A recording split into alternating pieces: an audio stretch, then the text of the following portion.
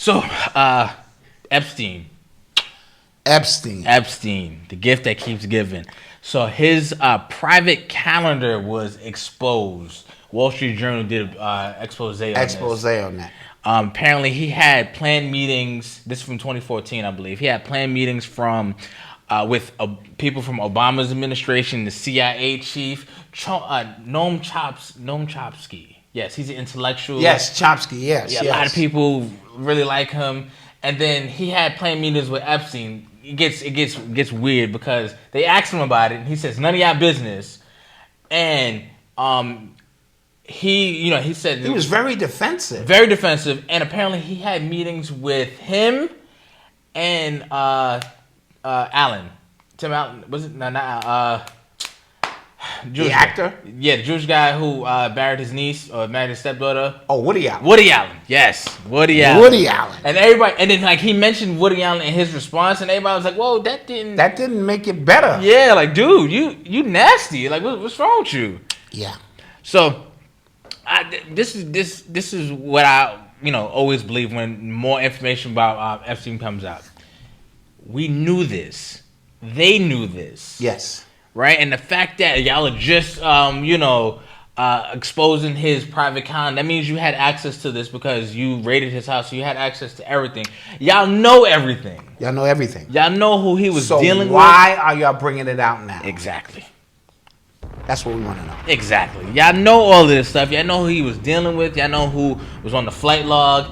Y'all know who went to the island. Y'all know all of this stuff, but like y'all are just trickling information out, and it's not like y'all are doing like really sleuthful investigations. It just comes out to y'all are just hiding it. Why?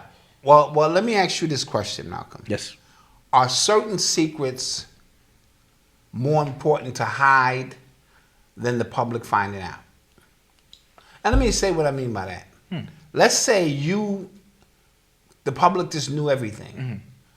How would society function from that point on? Oh, yeah. So, and I'm not making excuses. I'm trying to put you in the mindset of those who keep secrets. Mm-hmm. And the ones who say this is above a certain clearance or, things of that nature, because you couldn't handle the truth. That's a fact. Right? Yeah. So, but besides sprinkles of us, yes, who feel we're ready to engage with this truth. And then I'm going to ask you another question.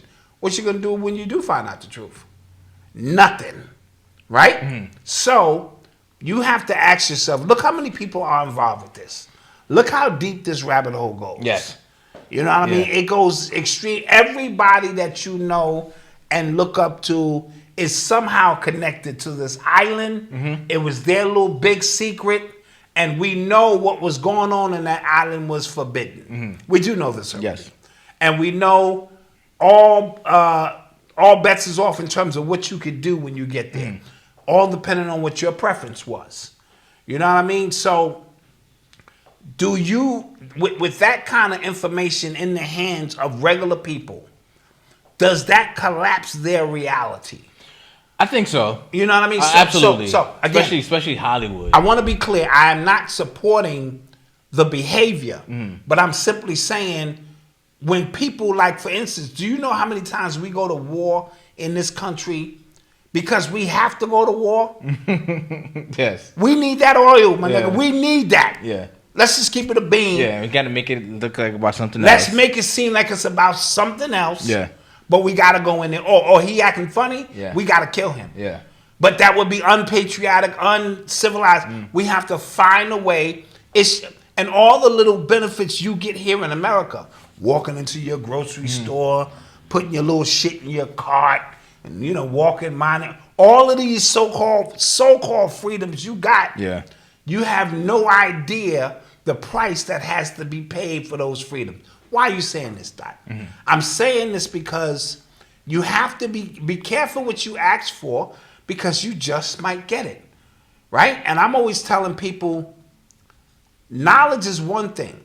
To know something and not be able to do a goddamn thing about frustrating, man. Is a frustrating, yes, decapitating thing. Yes. You become paralyzed because you know the truth and you still have to live out a lie.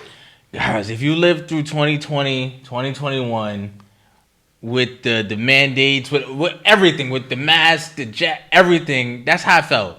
That's how it felt. That's how it felt. Like, and you you just woke up every day knowing this is bull. Yeah. You woke up walking 6 feet apart from people, mask on, plastic saran wrap around your head with a little hole so you could breathe out of it. Yeah.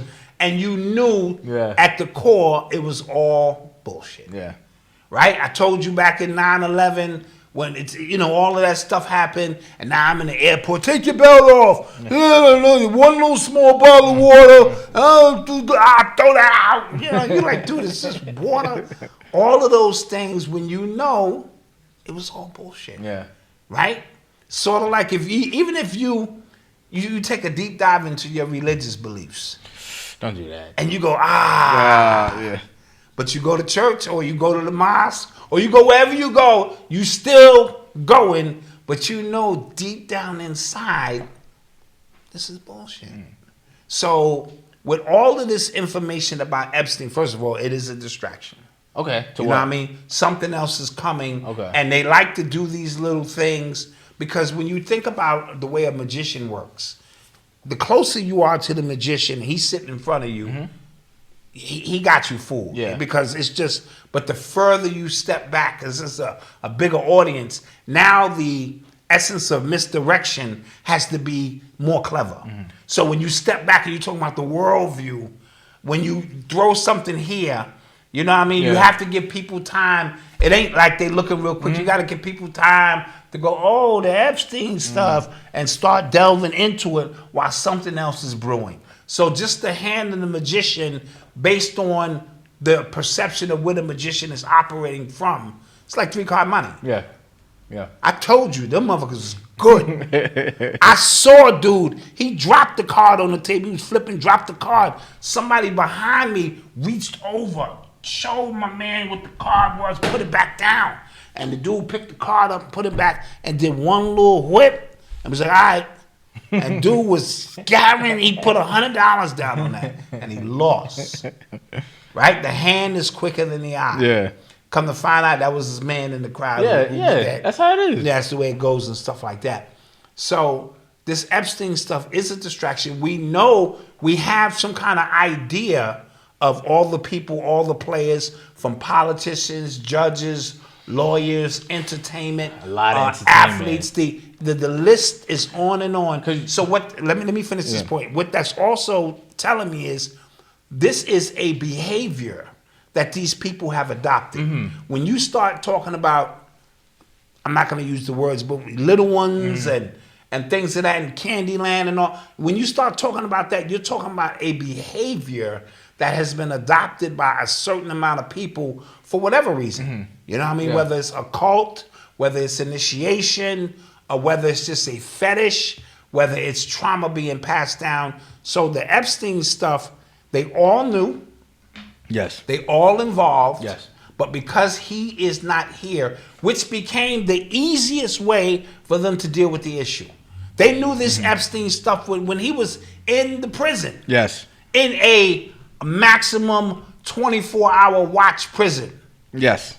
And then letting them go. And then they assess to themselves and go, what's the easiest way for us to deal with this situation and have it go where we take the softest hit? We're going to take a hit in the public. Regardless. We're going to take a hit. Yes. What's the easiest way to take that hit? Their chat GTP probably told them he needs to die. Yeah, he has How to go. does he die in a maximum security prison under 24-hour surveillance? In a suicide watch. In a suicide watch prison with nothing that he can grab to commit suicide. Put some niggas on tour on the shift. No, you got to give him the right prompt. You are a hitman. You are a hitman. Right? Bring 2 niggas in with probably a fucked up past. The credit is all fucked up. 2 black people, put them on the shift, scare them, make this happen. Yeah. They're going to take a hit. You know what I mean? As they did, you saw her, she was up there crying, and he was crying. but they're gonna be fine. We will take good. I guarantee you, you see them in a year or two. They're probably home already because you don't recognize them, and nobody is like keeping track on that. Those security guards, they better still be in jail. But that's what Steve Coakley used to teach us. Follow everybody. Give me everybody's name. Yeah. And we don't do that no more because social media is a thing that comes and goes, and we move on to what's next. Not only are they probably home, their credit is good. All right. Credit good. Move to another state, get another corrections position, and keep your mouth shut. So, do you I have this question for you. Do you think it would destroy, like, if a lot of this information was to come out? We talked about, like, what would you do with the truth? Do you think people would be more, like, a society would be more devastated if people knew our politicians partook in this behavior, or our entertainers? Our entertainers.